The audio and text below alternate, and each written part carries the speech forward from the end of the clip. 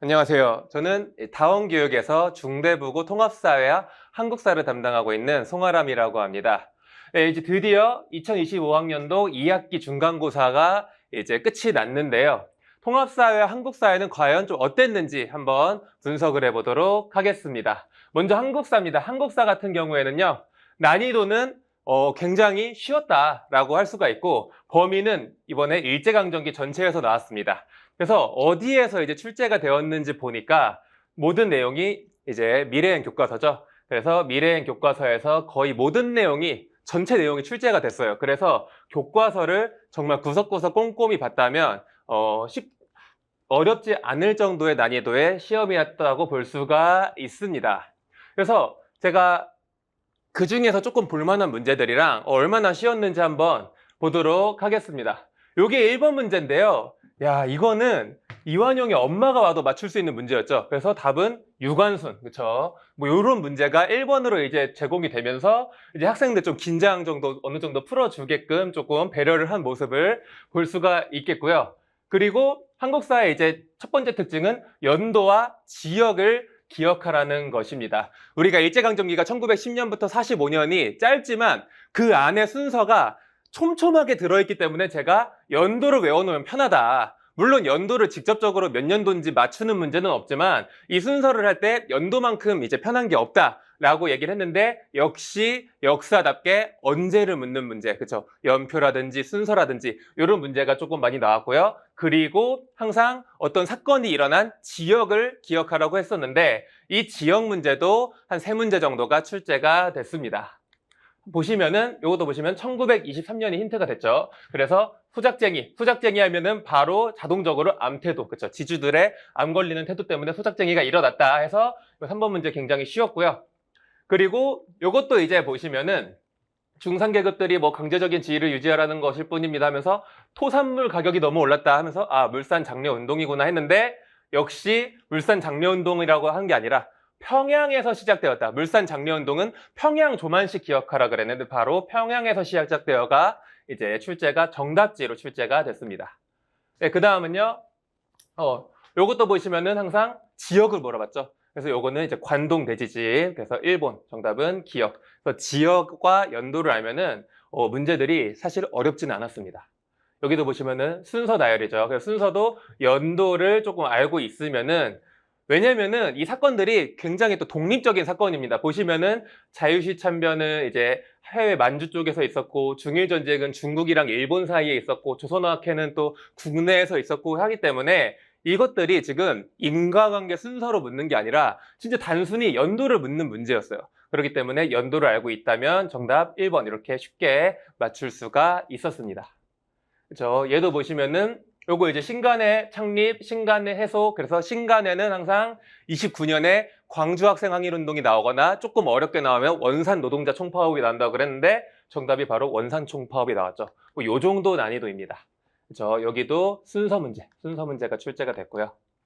그래서 한국사는 연도랑 지역을 기억해야 되는데 앞으로 볼 기말고사도 이제 정권별로 이제 나옵니다. 그래서 여기는 이제 이승만 정권, 박정희 정권, 전두환 정권 정권별로 이제 여러분들이 공부를 하셔야 되고 그러면서 동시에 항상 순서 꼭 기억을 하셔야 됩니다. 박정희도 이게 60년대 박정희였는지 70년대 박정희였는지 유신 정권 이전이었는지 군정 때였는지 이렇게 촘촘하게 나뉘기 때문에 항상 이 순서를 자세하게 기억을 해주시면 좋겠습니다.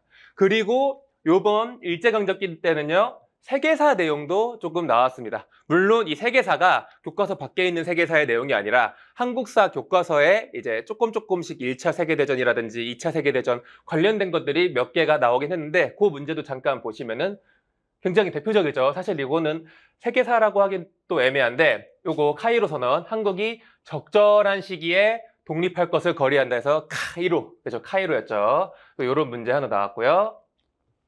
그리고 요게 이제 종교 문제가 하나 나왔었는데 요거는 이제 수업 전날에 이제 정리를 했었던 내용이 그대로 문제로 나왔습니다. 그래서 지난 김인현의 독립만세운동 3.1운동을 다시 한번 하려고 하네. 천도교구나. 해서 정답 2번 신여성과 개벽 등의 잡지를 발간하였다. 요게 그나마 이제 학생들이 1-4에 있는 내용인데 그나마 이제 간과했을 만한 내용이라고 저는 생각을 하고 있는데요. 어렵지 않은 문제였습니다. 그렇죠. 그나마 찾아온 겁니다. 어려운 문제가 아니었어요. 그리고 요게 이제 세계사 관련된 문제였는데 독일이 영국, 프랑스랑 이제 충돌을 했다 해서 오스트리아, 헝가리 제국 보고 1차 세계대전이구나 하고 이제 맞출 수가 있는 문제였는데 여기에서 황기안이라는 이제 조금 생소한 인물이 나왔죠. 근데 요 인물도 제가 그 부록에 보시면은 조지 루이스 쇼랑 정정화 씨랑 황기안 독립운동가 이렇게 세 명이 이제 같이 있는 페이지가 있는데 거기에서 이제 출제가 됐습니다. 그리고 여기도 보시면은 회사령 치안유지법 해가지고 1910년, 1925년 사이에 있는 문제가 나왔는데 워싱턴 회의가 또 세계사적인 내용이었죠. 그래서 워싱턴 회의가 나오면서 정답이 2번. 이 정도 난이도라고 보시면 되겠습니다. 이제 주관식인데요. 주관식도 사실 교과서에서 거의 그대로 나와가지고 이것도 보시면은 제가 이제 양영흥 씨 기억해라. 양세봉이 이끄는 조선혁명군이 영릉과 흥경성 등에서 일본군을 격퇴했다. 해서 조선혁명당 영릉과 흥경성 뭐 이 정도가 문제로 나왔고요. 요거는 제가 시험 전에 빈칸 문제로 냈었어요. 근데 그 단락이 그대로 나왔습니다.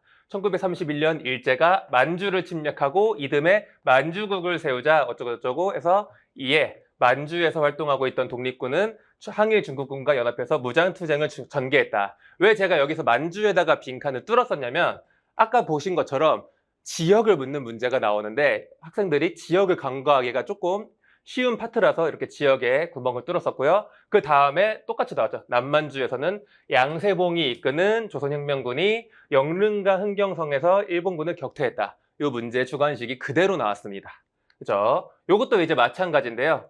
여기에는 제가 학생들이 독서 모임, 독서 동아리 같은 걸로 조금 모이기가 좀 쉬웠다 하면서 강조했었던 내용인데 요 내용이 그대로 나왔고요. 저도 빈칸 문제로 냈었는데 요게 보시면은 뭐 성진에는 뭐 1926년 여기 있죠. 요 그대로 나왔어요. 이 단체는 1926년 11월 3일에 조직된 비밀 결사로 이듬해 해산되었다. 그렇지만 성진회에 참여했던 학생들은 학교별로 비밀리에 여기 이제 기억이 여기죠. 독서회를 조직하였고 졸업 후에도 학생운동에 관여하였다. 이렇게 제가 이제 빈칸을 뚫었던 문제가 중대보고 주관식에도 그대로 나왔다. 이렇게 말씀을 드리고 싶습니다. 얘도 이제 마찬가지인데요. 보시면은 역사가 하면은 박은식, 신채호가 메인 파트라고 그랬죠. 그 중에서 국혼, 박은식이 나왔습니다. 그리고 여기도 힌트가 있죠. 한국 독립운동치 혈사, 혈사 통사 나오면은 무조건 박은식이라고 했죠. 식. 그래서 박은식은 민족주의 사학자로서 우리 역사를 연구하였다 강조했던 부분이 나왔고요. 그리고 제가 빈칸 문제로 들었던 박은식, 신채호 등은 여기 빈칸이 민족주의 사학이었는데 그대로 출제가 됐습니다. 그래서 한국사는 뭐 이 정도로 정리하면 되겠고요. 네. 다음은 이제 통합사회를 보도록 하겠습니다. 이 통합사회는요, 난이도가 한국사보다는 다소 어려웠습니다. 일단 어디에서 출제되었냐? 바로 이제 교과서랑 학교에서 나눠주는 프린트에서 주로 출제가 됐고요. 그리고 이제 단원을 보시면 1단원과 4단원이 시험 범위였는데 1단원에서 일단 객관식도 보시면은 16문제, 서답형도 3문제로 4단원 9문제 2문제보다 훨씬 더 1단원의 비중이 높았어요. 그리고 난이도도 1단원이 난이도가 높았습니다. 그래서 학생 여러분들이 기말고사를 대비하실 때도 선생님 성함은 뭐 말씀드리기 어렵지만 1단원을 수업하셨던 선생님이 하는 단원을 조금 더 어렵게 공부를 하셔야 좀 전략적으로 공부를 할 수 있다. 이렇게 말씀을 드리고 싶습니다. 4단원은 사실 한국사랑 비슷한 난이도였다고 보시면 됩니다. 그래서 보시면은 이런 1번, 2번은 쉬웠어요. 그래서 기본적인 문제들. 그래서 요거 이제 답이 4번 뭐 이 정도 인권 문제였죠. 그리고 두 번째는 인민원장 6가지 해가지고 차티스트 운동이 나왔는데 얘 같은 경우에는 어쨌든 요 내용 자체는 교과에서는 없었지만 1838년부터 영국 참정권 확대 운동 이렇게 힌트가 굉장히 많았습니다. 그래서 어렵지는 않은 문제였고요. 그렇죠. 사실 요 내용도 학교 필기에도 있고요. 그리고 요 내용은 교사용 교과서에는 있는 내용입니다. 그래서 제가 혹시 모르니까 요 내용도 수업을 했었는데 요게 이제 어렵지는 않게 나왔습니다. 그죠? 그 다음에 이제 아까 얘기했던 문제풀이. 통합사회는요, 이 개념이나 이런 것들이 어려운 게 아니라 문제풀이를 어렵게 해서 학생들이 시험장에서 체감 난이도가 조금 높게 나올 수가 있습니다. 왜냐하면 그냥 문제가 아니라 이런 식으로 뭐 아니요, 예, 아니요 이렇게 준 다음에 문장 넣어가지고 하나하나 대조해서 푸는 문제. 이런 문제들의 특징은 시간 소요가 조금 많다는 거죠. 이런 문제들이 한 문제가 아니라 그리고 2개, 3개, 4개, 5개, 6개, 7문제. 특히 이 7번째 16번 문제는요. 이 계산하는 문제가 나왔어요. 그래가지고 이런 것들이 조금 시간을 조금 잡아먹게끔 하면서 학생들이 시험장에서 체감하는 난이도가 쉽지는 않았을 거다라고 생각을 하고 있습니다. 그리고 4단원에서는요, 뭐 요 정도 나왔습니다. 기본적인 꼬는 문제. 요게 똑같은 유형으로 2문제가 나왔고요. 사실 요런 문제는 너무 많이 이제 봤던 유형이기 때문에 어렵지는 않았습니다.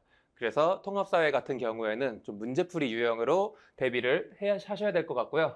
주관식 같은 경우에는 프린트를 꼼꼼히 보면은 주관식이 다 나옵니다.